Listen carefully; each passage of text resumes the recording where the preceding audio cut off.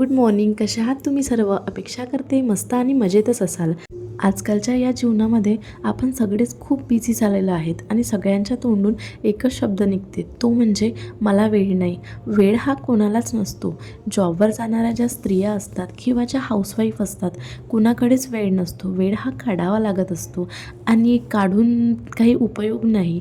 तो वेळ जो आहे तो आपण कसा युटिलाइज करतो ते त्याहूनही जास्त महत्त्वाचं आहे. चला तर मग स्वागत आहे तुमचं आपल्या चॅनल अद्विक अँड मॉममध्ये.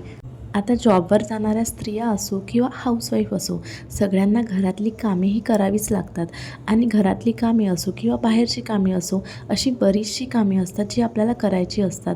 बट त्यासाठी चांगला मुहूर्ताची आपण वाट बघत असतो आणि तो मुहूर्त कधीच निघत नाही, तो आपल्याला काढावा लागतो. तसं बघायला गेलं तर प्रत्येकाकडे थोडा ना थोडा वेळ तरी आपला फावला वेळ असतोच आणि फक्त डिपेंड करतं की कोणाकडे जास्त कामे असतात, त्याच्यामुळं मग त्यांच्याकडे तेवढा वेळ नसतो, पण थोडा तरी वेळ आपल्याला मिळतो. कधीकधी आपले जे रेग्युलर कामे असतात त्याच्यामधलं एखादं काम स्किप होतं आणि स्किप झाल्यामुळे तो तेवढा वेळ आपल्याकडे तसाच शिल्लक राहतो.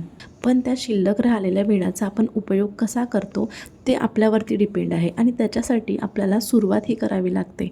तर हा जो फावला वेळ आहे, तर या फावल्या वेळामध्ये आपण कोणती कोणती घरातली कामे करू शकतो तेच मी तुम्हाला या व्हिडिओमध्ये दाखवत आहे. आता मी तुम्हाला असं म्हणत नाही की जी कामे मी केली तीच कामे तुम्ही करा. तुम्ही तुमच्या परिस्थितीनुसार, तुमच्या वेळेनुसार किंवा तुमच्या घरामध्ये कोणती पेंडिंग कामे आहे त्याच्यानुसार तुम्ही ती कामे सिलेक्ट करू शकता.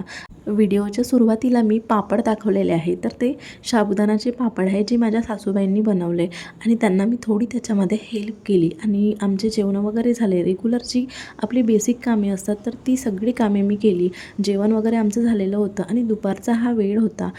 जनरली ज्या हाऊसवाईफ असतात त्यांच्याकडे दुपारचा थोडा तरी वेळ हा असतो आणि त्या वेळेचा आपण चांगला उपयोग केला पाहिजे.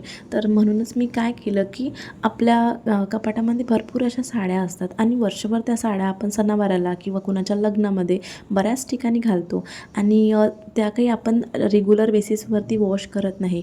मग त्याच्यामध्ये जे काही स्मेल असतो त्याचा किंवा मग पावसाळ्यामध्ये असलेला कुबट वास, त्याच्यासाठी मग त्याला उन्हामध्ये ठेवणं तेवढंच महत्त्वाचं आहे. आता उन्हामध्ये म्हणजे कडक उन्हामध्ये नाही, बट तुम्ही त्याला सावलीमध्येच असं 2-3दा वाळत घालून मग त्याच्या घड्या घालून ठेवू शकता.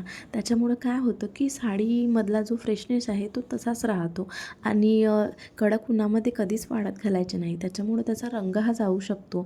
तर त्याच्यामुळं मग मी आता एक जो माझा ऑर्गनायझर आहे त्याच्यामध्ये मी साड्या ठेवलेल्या आहे सगळ्या ट्रॅडिशनल, तर ते बाहेर काढलं आणि आजच्या दिवशी मी दिवसभर अल्टरनेट अशाच त्या सावलीमध्ये टाकत जाणार आणि काढून घेणार, म्हणजे एक काम माझं ते पूर्ण होऊन जाते.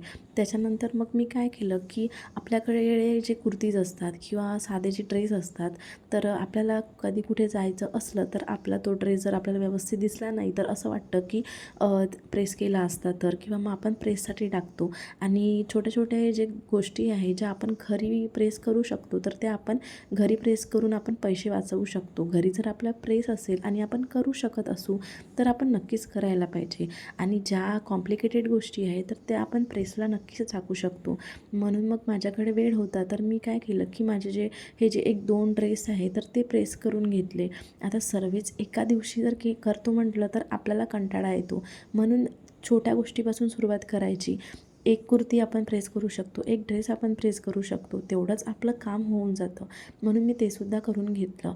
आणि आता तर उन्हाळा आहे त्याच्यामुळे पुष्कळ मोठा दिवस असतो आणि खूप वेळ असतो दुपारी सगळे कामे आटोपल्यानंतर.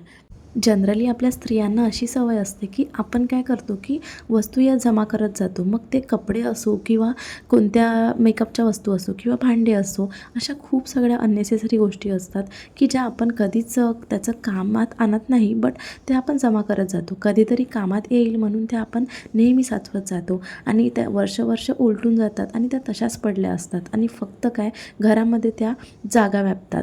आणि काही काही खराब झालेल्यासुद्धा गोष्टी आपण जमा करून ठेवतो, पण त्या गोष्टी आपण वरच्यावर जर काढून टाकल्या तर आपल्या घरामध्ये व्यवस्थित जागासुद्धा बनते आणि त्या नकारात्मकता जी असते ती सुद्धा जाते. जी निगेटिव्हिटी आहे ती सुद्धा जाते आणि घरामध्ये पॉझिटिव्हिटी राहते. कारण या सगळ्या भंगार गोष्टी जमा केल्या तर त्याच्यामुळं घरामध्ये निगेटिव्हिटीच राहते. त्याच्यामुळं वरच्यावर क्लिनिंग केली तर आपल्या घरामध्ये लक्ष्मी राहते. असं म्हणायला हरकत नाही. म्हणूनच आपण दिवाळीच्या आधी, लक्ष्मीपूजनच्या आधी घरामधली सगळी साफसफाई करतो ना, आणि या कामांना जास्त असा वेळ लागत नाही. फक्त सुरुवात ही करावी लागते. मग माझ्याकडे आणखी वेळ होता, तर मी काय केलं, की हे जे ड्रॉवर आहे, तर मी आधीच्या व्हिडिओमध्ये तुमच्याशी शेअर केलेलंच होतं, की या ड्रॉवरमध्ये आम्हाला ज्या काही औषधी लागतात, तर त्या मी इथे ठेवते. आणि जे हॉलमधलं टी व्ही युनिट आहे, तिथल्या एका ड्रॉवरमध्ये मी सगळ्या ज्या मेडिसिन्स आहेत त्या ठेवते.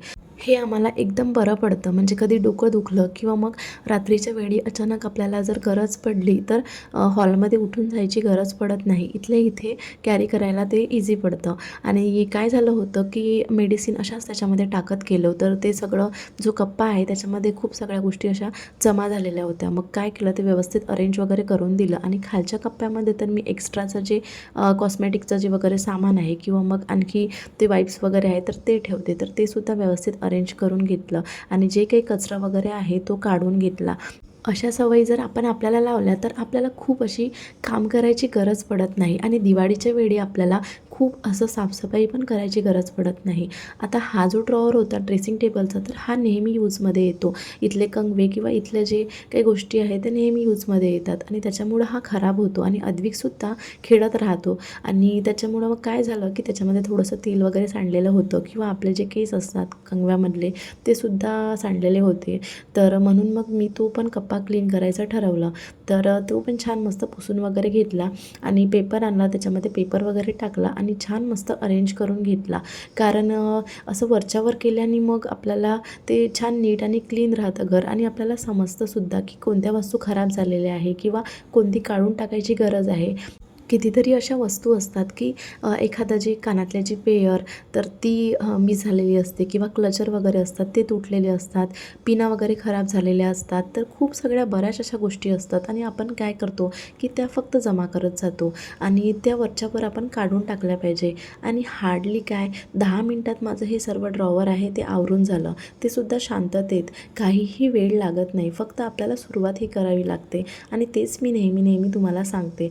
तुम्ही याच्या व्यतिरिक्त बरीच अशी आपल्या घरामध्ये कामे असतात, तर ते तुम्ही करू शकता किंवा मग तुमची बाहेरची काही पेंडिंग कामे असेल, तर ते सुद्धा तुम्ही करू शकता.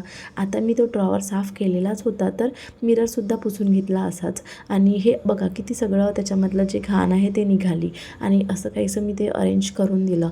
कंगवे वगैरे, अद्विकचं लोशन, पावडर ते सर्व मी तिथे ठेवते. आणि हे सगळं मी बेडरूममधलंच क्लीन करत आहे आज.